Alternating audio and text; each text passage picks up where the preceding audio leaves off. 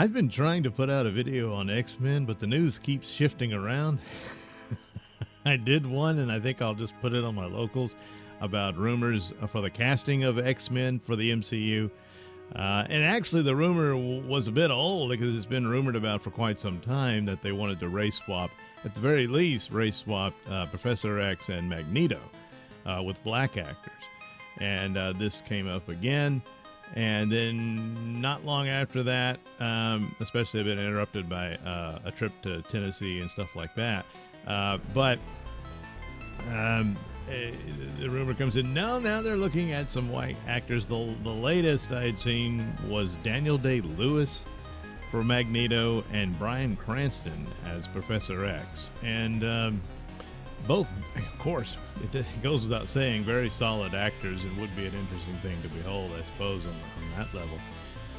But it's rumors and all of this stuff about what they are pursuing, and ultimately a lot's riding on the X-Men after the MCU tries to wrap up the current mess they put themselves in with a big, fully loaded gimmick extravaganza with Doomsday and Secret Wars.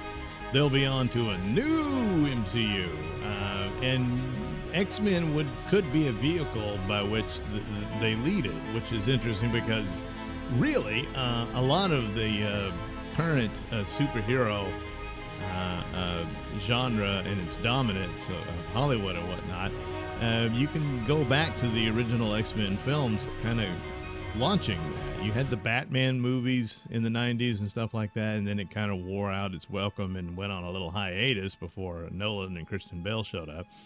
But you had the X-Men, and then Spider-Man, of course, and the rest is history, little by little. But of course, these were licensed out properties at the time because Marvel was broke and needed to do that and all this sort of thing. And then they built Marvel Studios on Iron Man and what have you, and as you go, and then it grew to be the center of the universe for a while, and then it ate itself on arrogance and foolishness and identity politics and the like, and eventually they get the rights back to the likes of X-Men, but meanwhile the X-Men name had been greatly diminished and destroyed on the comic book side, and so the massive fandom that it once had was greatly diminished. So it's not quite the property it used to be. At one point, certainly in the 80s and 90s, the X-Men were on par with Spider-Man as far as the hierarchy of characters that Marvel Comics owns. And that's an amazing achievement because Spider-Man has long since been the king of Marvel. He rose to the top and still there to this day. I mean, it's like Superman and Batman for DC. Superman more in sort of he created it all, begins the superhero genre. But Batman is the big star of DC. Whereas for Marvel, it's Spider-Man easily, even though Spider-Man certainly in his comic book narrative has taken quite a fall as well, but quite a few elements of Spider-Man are pretty much still there, albeit not as great as it originally was, but still there, whereas the X-Men has been completely shattered. And it's this constant belief, especially in the woke era, is like, well, the X-Men always were that, and not really. I mean, the initial push for X-Men was Stan Lee was just, look, we've run out of ideas for how superheroes are achieved, and almost all of them were some freak nuclear accident and that sort of thing. So the mutants was an idea of just, well, they're just born with these powers, and you come up with the narrative for it. Pretty quickly it's like, oh yeah, and this could be a thinly veiled thing on bigotry and racism and the like, peppered throughout the story. But the main focus of the X-Men was adventure, like all the other superhero stories. And that was pretty much it. All that is gone. It's all navel-gazing and sexual orientation swapping. Only one way, of course, and all that sort of thing.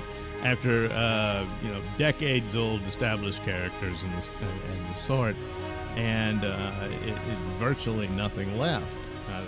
Really, the only thing left is Wolverine, who rose to be, of the X-Men universe, the main star of it, and yet only Hugh Jackman in the role gives anyone any interest. So it's Deadpool is not so much guest starring Wolverine, it's guest starring Hugh Jackman and that sort of thing. But eventually you got to move on, and that is upon them. I'm sure Hugh Jackman will reprise the role for their Doomsday and Secret Wars, but a handoff is going to have to happen. It doesn't actually have to happen where he meets the new Wolverine. Maybe they'll do that. There's rumors that Henry Cavill will indeed be their new Wolverine, or some other actor or something of that nature, as they move on to a new phase, which you have to do when your actors are aging out of roles, and it's just something that's understood, and how they'll get there.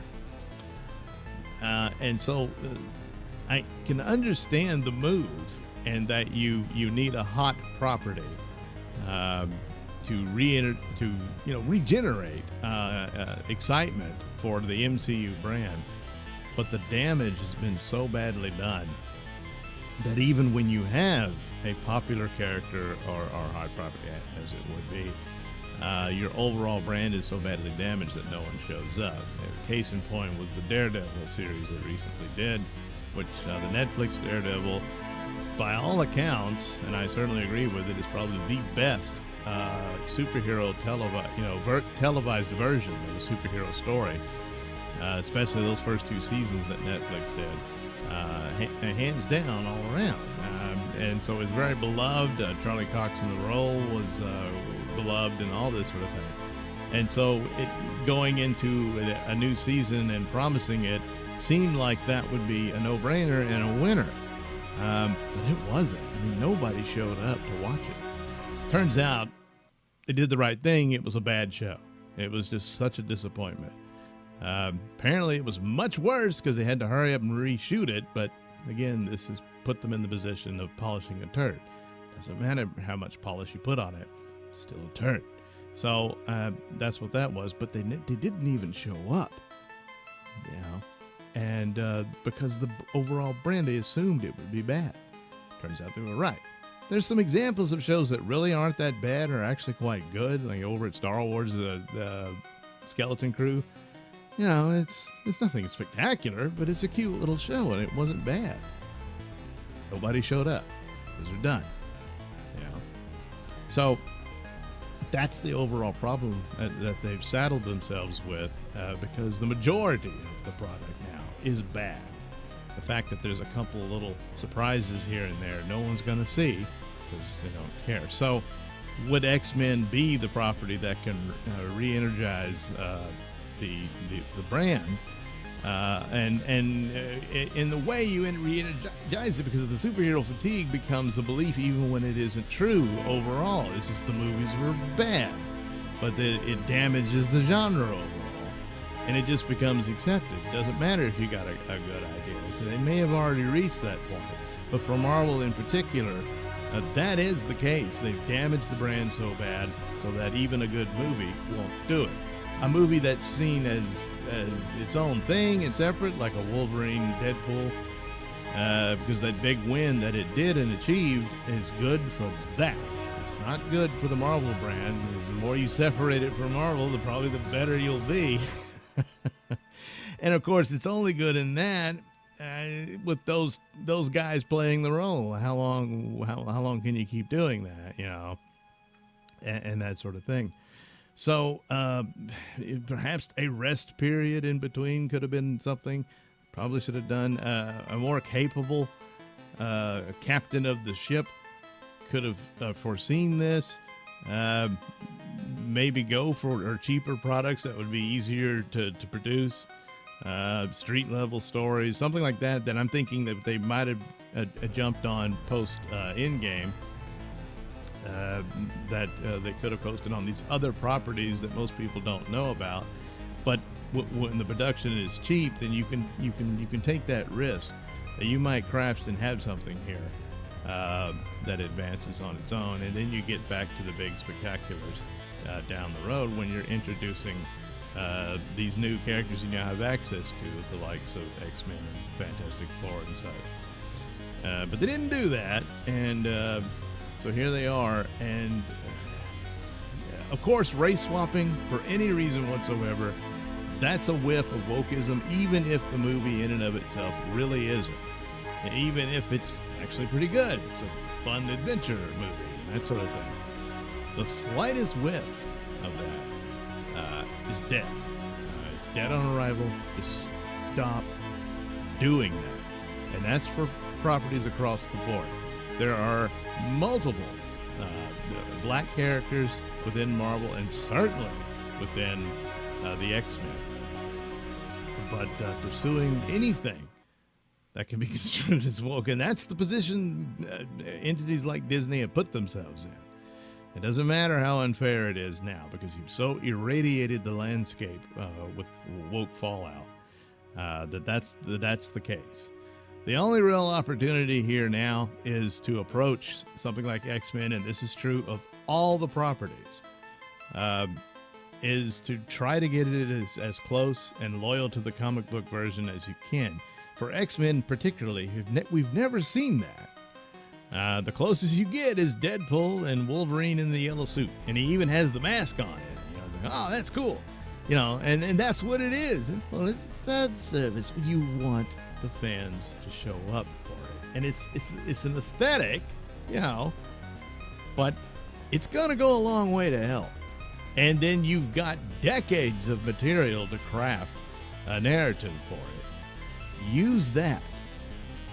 You know, don't try to do, I don't know, you Brokeback Mountain in tights. Don't try to do, I don't know, Godfather with X-Men. It's not, you do X-Men. That's what you got to do. Will it happen? I doubt it. If they do it, will it work? Yeah, that's the other problem.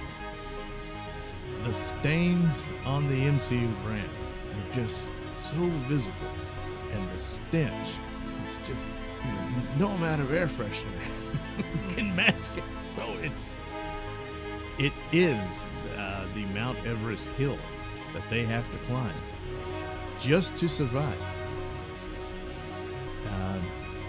It's all very dubious, and it's sad, because at one time, X-Men would be something to move towards and build upon, but it's been shattered at its home in Marvel Comics, and it looks to be dead on arrival for MCU through no fault of the X-Men themselves. It's the MCU's fault.